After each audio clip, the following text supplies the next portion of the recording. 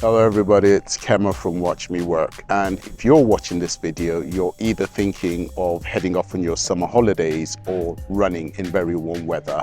I'm in 35 degrees heat in Dubai, which is a very popular destination for holiday goers, and I want to give you 7 tips around how you can run or exercise in this weather. You don't have to make too many changes, but you do have to make some changes to be able to take part in your favorite activities. Remember, I train for the London Marathon from January to April in Dubai with an average temperature range of between 24 and 28 degrees, so you can definitely do it. The first thing is to time your runs wisely. Just because you can doesn't mean you should run during the daytime. The best time to run is in the morning, and the reason being the sun has been down for a significant amount of time and the air around you has been cooling. The next best time, of course, is at sunset, which is where we are right now. It is a lot cooler, and if you find the right conditions, it can be ideal. There is about a 3 to 4 degrees difference between sunrise and sunset.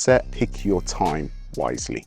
I'm sure I'm going to be stating the obvious in this one, but hydrate all through your run. You hydrate at the start, hydrate in the middle, even when you're not feeling thirsty, and hydrate at the end. Try and make sure you mix your water with electrolytes so that you can replenish the sodium, the potassium, the magnesium, and all the other minerals that you lose during a run. The hydration is key because it keeps you cool, keeps your body in tip-top condition, and means you don't feel the effects of the heat as much. Number 3 is to choose the right gear. I'm not doing that because I'm wearing black, but try and choose light colored materials because they reflect the heat.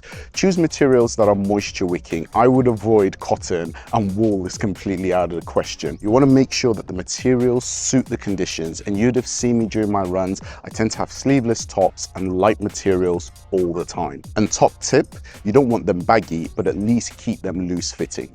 Number 4 is protect your skin. You need that SPF 50 plus on your neck, your shoulders, your face.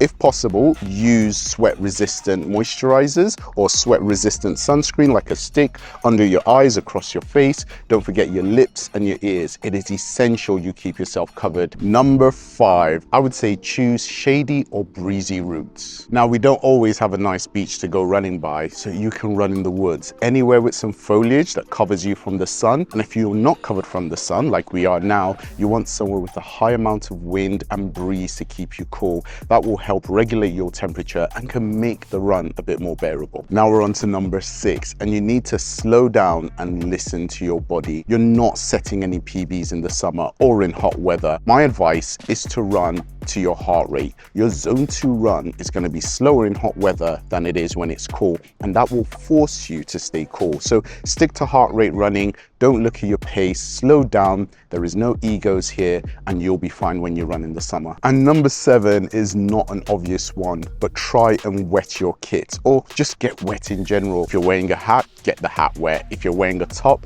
douse that in some water at the start of the run, during the run. It will keep you cool. It will evaporate over time, which helps you feel cool. And when the wind blows against your wet skin and wet clothes, you will feel cool. So all in all, water equals cool. So those are my 7 main tips for keeping cool when running in the summer, but I've got 4 quick fire tips to help you. Number 1, get indoors and get on a treadmill. There's no shame. You are still doing the miles. A treadmill is as good as anything, and it saves you from being outdoors in the heat. And it doesn't just have to be a treadmill. It could be an elliptical, a Stairmaster, anything that gets you moving and gets your heart rate up and prevents you from being exposed to extreme temperatures. If you must be outdoors, why not swap the run for a ride? Get on the bike. The rhythm and the speed means you get more wind, more breeze blowing against you because the motion is at a higher speed. That is always cooler than running. You can find the right routes, you can pick up a bit of speed, and for the same level of exertion, you'll be a lot cooler than if you were pounding the pavement. Hot tip, if you can't run and you can't ride, try and go for a slow, steady walk on a very nice route. Now, I'm not endorsing any one brand, but Garmin has the acclimation feature. This is fantastic. You can't arrive in a hot location and immediately be ready to go running and riding. The acclimation feature allows you to see how you're acclimating to the heat and the weather conditions, and when you're 100, you're in a better place to go out and do stuff. So try and acclimatize slowly, keeping an eye on the app on your watch, whatever watch that is, and prepare for the heat and slowly ease into it. And number 4 sounds like a bit of repetition. Remember when I said do the heart rate training and stay in zone 2? Well, park that ego. Prepare to run at reduced paces and see your hot weather running as purely a bit of cardio to keep you moving and to get your heart rate up. You are not breaking any records, and you are not setting PB. So get that out of the back of your mind. So a bit of a summary: hot weather doesn't have to ruin your holiday training or your training if you're in a hot country. I'm in Dubai right now, which can hit up to 42 degrees during the day, and I still manage to get my runs in by being a bit smart and following a few tips. Remember, this is all about staying fit, keeping your heart rate up, and ensuring you get a bit of exercise. Your fitness will thank you later. I hope you enjoyed the video. If you did, hit the like button.